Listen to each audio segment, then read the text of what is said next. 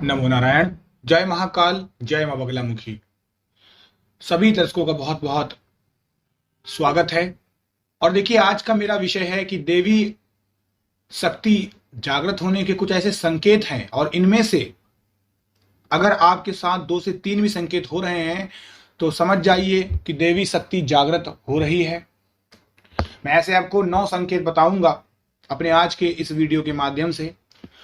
लेकिन इस वीडियो को शुरू करने से पहले, सबसे पहले मैं आपसे एक बात कहना चाहता हूं। जो लोग भी मुझसे गुरु दीक्षा लेना चाहते हैं वो लोग मेरी वेबसाइट www.ktgyan पे जाकर नंबर वहां से ले सकते हैं, और वो नंबर सिर्फ गुरु दीक्षा वालों के लिए ही अवेलेबल है। वो व्हाट्सएप नंबर है, कॉलिंग नंबर है, और उस नंबर पे हमारे असिस्टेंट आपसे बात करेंगे, और अगर आगे का कन्वर्सेशन सही रहा तो मुझसे भी आपकी बात हो पाएगी। वहां पर मैंने एक ब्लॉग भी लिख दिया है, उस ब्लॉग को भी आप पढ़ सकते हैं। आज का विषय है कि देवी शक्ति जागरण के ऐसे संकेत। सबसे पहले हमें यह समझना बहुत जरूरी है कि देवी शक्ति है क्या चीज। देवी शक्ति का मतलब हुआ कि भगवान से नहीं जी। देवी एक तरीके से देवी देवता का संबोधन है, और उनकी जो एक शक्ति है ये एक आध्यात्मिक अवस्था होती है जो हमारे अंदर के अंतर्मन की ऊर्जा को जागृत करती है। और ये देवी शक्ति हमें तब प्राप्त होती है जब हम मंत्रों का उच्चारण करते हैं, और यही मंत्रों के उच्चारण की जो ऊर्जा होती है वह व्यक्ति को बहुत असीमित शक्तियां प्रदान करती है, जिससे वो मनुष्य जो होता है वो एक सिद्ध पुरुष बनता है, एक अनुभवी पुरुष बनता है, एक जागरूक पुरुष बनता है, और कह सकते हैं कि एक समर्थ व्यक्ति बनता है।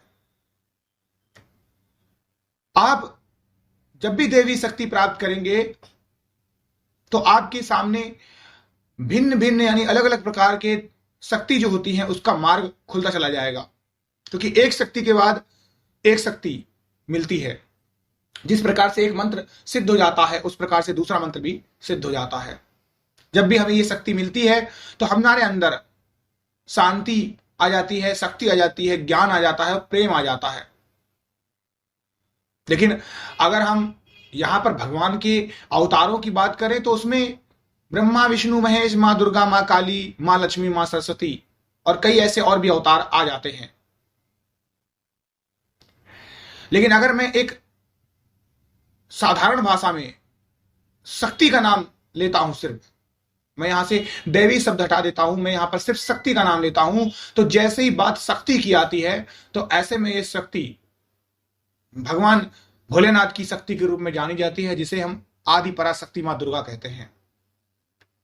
तो सबसे पहले एक एक करके हम जानते हैं कि ऐसे 9 लक्षण, जिसमें से 2-3 भी लक्षण अगर आपके साथ है, केवल 2 ही लक्षण आपके साथ हैं, तो 100% आपको देवी शक्ति प्राप्त हो रही है। सबसे पहले आत्मविश्वास का बढ़ना। जब भी आपके अंदर अपने आप में आत्मविश्वास बढ़ जाए, अपने आप में आप विश्वास करना शुरू कर दे कि यार ये मैं हूं, मैं कर सकता हूं और मैं ही केवल कर सकता हूं, तो समझ जाइए कि अब आपके अंदर का जो आत्मविश्वास है, आत्म संयम है, वो मजबूत हो रहा है और देवी शक्ति आपके अंदर जागृत हो रही है। अगर आपको अपने शरीर के अंदर एक आग जलती महसूस हो, आग का मतलब आपकी बॉडी में टेम्परेचर हाई हो जाए, एक ऊर्जा का अनुभव होता है, तो ऐसे में देवी शक्ति जागृत हो रही होती है, ये एक संकेत होता है।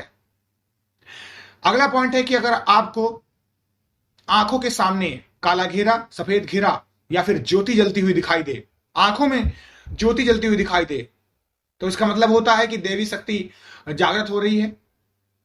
और ऐसा तब भी हो सकता है कि जब आप ध्यान, मेडिटेशन या मंत्र का उच्चारण करते समय मानसिक जाप कर रहे हो, तो भी ये चीज होती है। जब आपको अपनी भावनाओं को कंट्रोल करना हो जाए, भावनाओं में ना बहे, सही प्रकार से आप डिसीजन लें, अपने उद्देश्य को आप समझ जाएं, तब आपको मालूम होना चाहिए कि आपके अंदर देवी शक्ति जागृत हो रही है। जब आपका मन, चित्त शांत हो जाए, स्थिर हो जाए, तब आपको पता चलना चाहिए कि आपके अंदर देवी शक्ति जागृत हो रही है।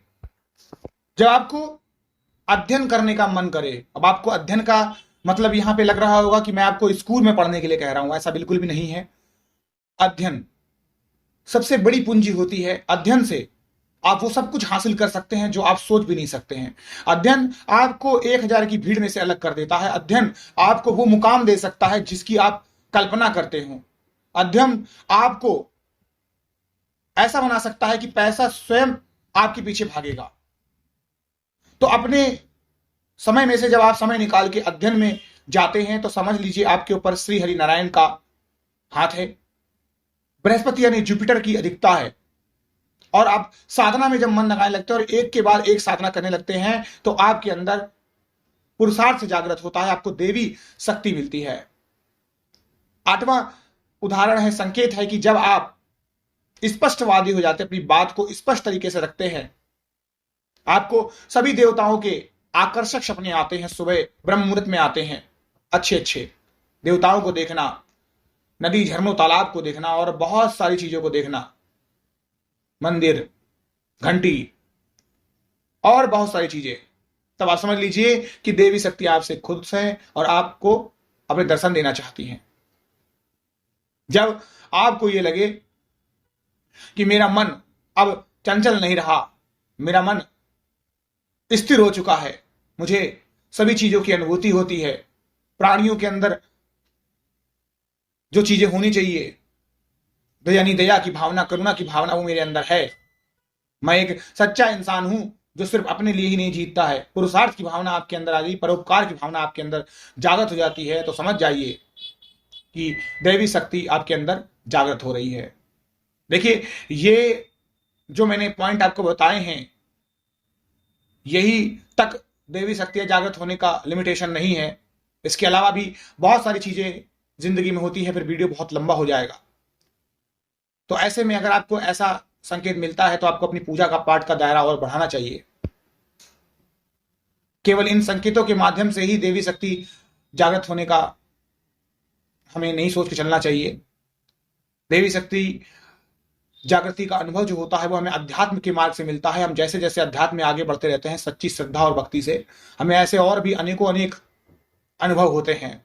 आप सभी लोग खुश रहें, स्वस्थ रहें, आपकी सभी मनोकामनाएं पूर्ण हो। हरिओम, नमो नारायण, जय महाकाल, जय मां बगला मुखी।